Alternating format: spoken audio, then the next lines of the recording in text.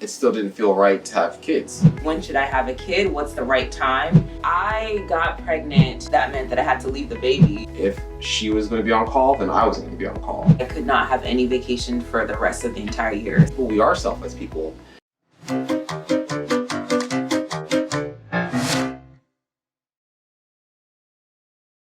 Hello guys. So one of the questions that we get asked a lot is what it's like to have a kid and a family during residency.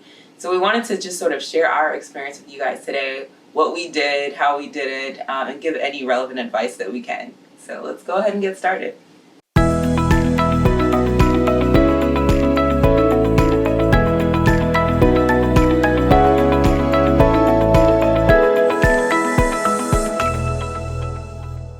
Well, I will have to first say that it has to be a mutual decision. As you know, we both were in different specialties, and before coming down to New Orleans, my wife was doing OB-GYN. When she did come down, I was still doing plastic surgery, and even though she was doing a new specialty, which wasn't as intense as OB, it still didn't feel right to have kids because my schedule was very unpredictable. Yeah, I think before we even get into the specifics, I think one of the biggest things that you hear about is get asked is when should I have a kid? What's the right time? And in medicine, it's very difficult. I don't think there's really a right time, but I think there are times that are better than others. So like Patrick said, you know, in your family, it has to be a mutual decision. You have to both be in agreement that this is the right time before you even embark on that journey, because it is a never-ending journey. You can't take that one back. Yeah. And nor do we want to ever. Yeah. So can we talk a little bit about the timing of when to have kids? Because you think about medical training and it seems endless. So you have like medical school, you have residency, you know, like us, we're in fellowship. What do you think in terms of what's the best time to have a kid? Honestly, if I could go back in time, and actually it really depends on a number of circumstances. So if we weren't doing long distance, if we were together in the same medical school, if we were either in California or Texas, essentially any of the places where our core family would be, then I would have gotten married earlier and definitely would have started having kids. And the reason why I say that is because having that support, whether it's from your parents, your siblings, or the small community around you, like that helps. So important. Big time. Yeah, and as you guys know, we've mentioned in previous videos, but we were long distance throughout medical school. So we got engaged like midway through medical school, but we weren't actually living in the same city. So like getting married didn't really make sense at that point. So, and having kids, of course, didn't make sense at that point. So we waited until we were done with medical school and we're actually living in the same place before we started having kids. But like Patrick said, if we were in the same place, we probably would have gotten married earlier and started having kids earlier. And yeah. And the reason why I say that is like, so we have our son, he's now 3 years old, and we're just about finishing fellowship. Yeah. And it's cool, like we can still work, you know, and do all this stuff, but we know that we're gonna need help with taking care of him, right? Yeah. Now imagine if we actually had our first child back in medical school when we were in our second year or whatever. Yeah, that kid would be 11 years old now. Yeah. That's less work that you need. You know, I took care of my siblings when I grew up. I'm the oldest of the 5. So like, I know that it wouldn't be as time intensive as it would be, you know, I guess in comparison to taking care of a 3-year-old.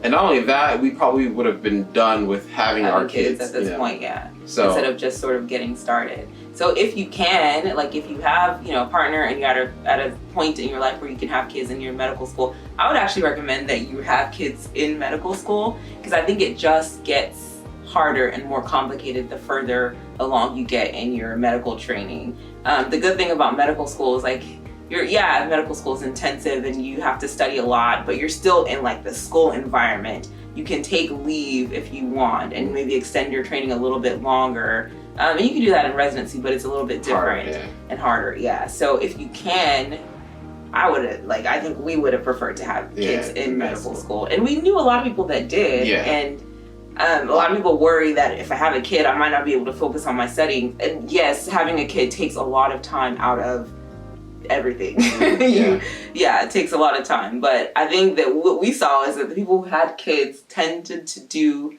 really well. Yeah. Clinically. I think it teaches you time management. Yeah, that's the biggest thing. Like my peer, I had some classmates that had kids, like families of kids. I mean, lots of kids. I mean, 3, 4 kids, some fewer.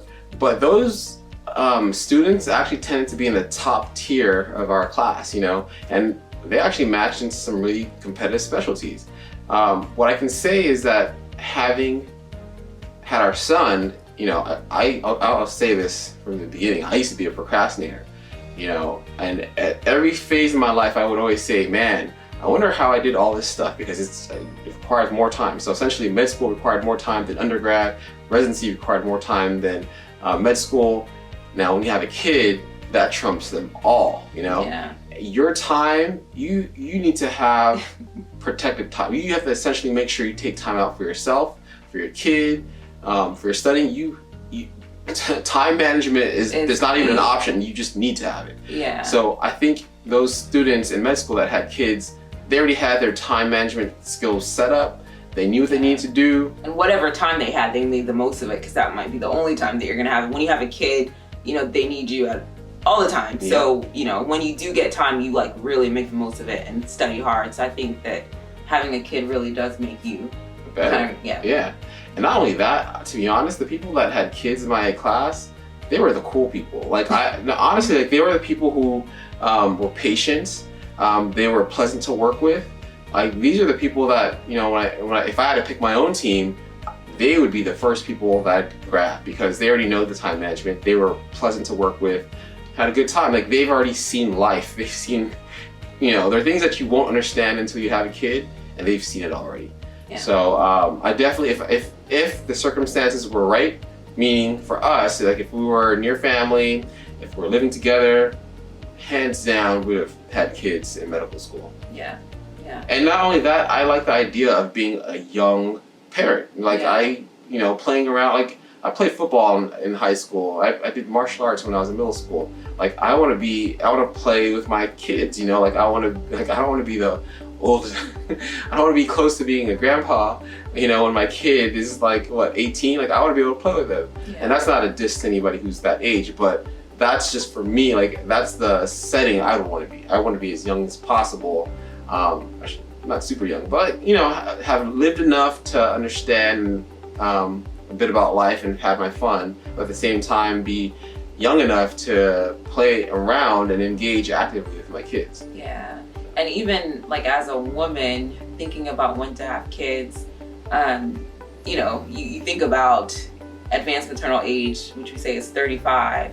So you want to especially if you're in medicine, you don't have that much time to have kids. So if you can, it's to your benefit to try to have them earlier, so you essentially avoid all of the potential complications that can come along with having a kid an older age. So I too, if I had my choice, would have had them a little bit earlier. Now I'm in my early 30s, and it's then you gotta hurry up and we do want more kids. So those are considerations, things that you have to consider as well. If you delay it, then you might potentially, not always, run into some troubles. Another thing is obviously that was not our course. We had our kid in residency. However, I don't think that we still would have been able to do it had I been in plastic surgery. Yeah. Again, I'm not saying anything is wrong with surgery or plastic surgery, just for the things that I wanted to do, and knowing that my spouse is also in medicine and our schedules are not it's not necessarily you can't necessarily plan things. things. And just for a little bit of background, so if you haven't watched our previous videos, you would not know that he actually switched from plastic surgery into anesthesiology after doing 2 years of plastic surgery. So he switched from a 2.5, switched from a surgical subspecialty into anesthesiology, and that opened up a lot more time for him to be able to do things. Honestly, now every anesthesiology program is different, but I was in a program where we got out routinely around 3 p.m. unless it was our late day, and to me that was a lot of time. I'd never had that much time in my life, at least as a resident. So I actually learned about finances and a whole bunch of things that were important for life after switching. But for the first time, I felt like, hey, if we're gonna have kids, this would be the right time because I actually have time.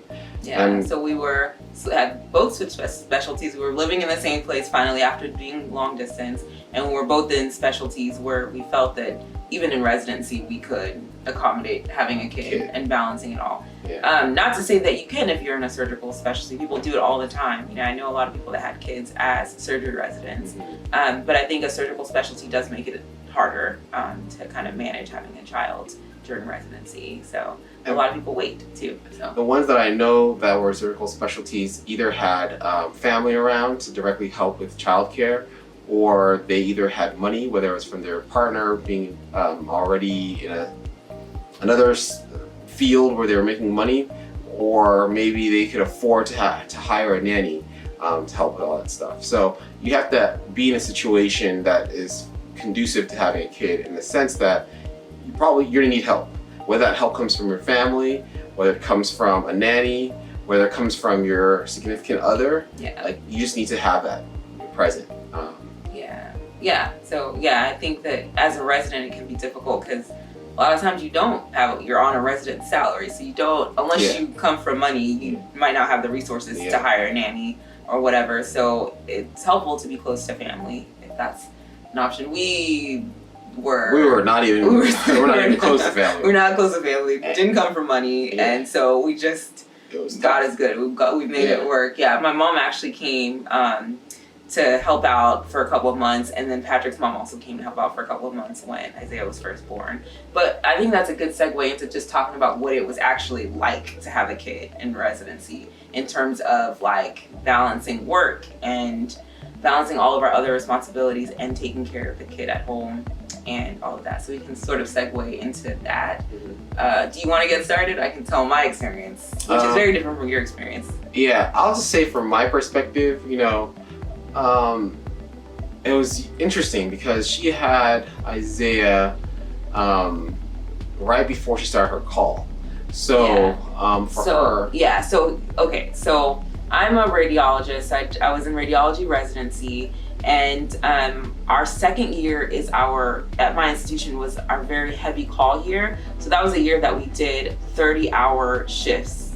So it was 24-hour shifts, but by the time we finished, it was essentially a 30-hour shift. So we would go in and then essentially not get off till the next day. And so you're up that whole time. It was a very busy hospital, so I was reading studies all day, all night. So I got pregnant towards the middle of my first year. And so I was pregnant and about to deliver at the very beginning of my second year, and that was my call year. So I actually took 24-hour, 30-hour shifts while I was pregnant up until I delivered, essentially. I think my last 24-hour shift was the night before my due date or whatever, although I ended up delivering later. But yeah, so I was pregnant and taking these very intense calls. So that was hard. But from your perspective, when we did have the baby, that meant I still had to continue doing my calls. I still had these 24-hour and 30-hour shifts once my maternity leave was up. And that meant that I had to leave the baby with somebody, right? So that somebody was me.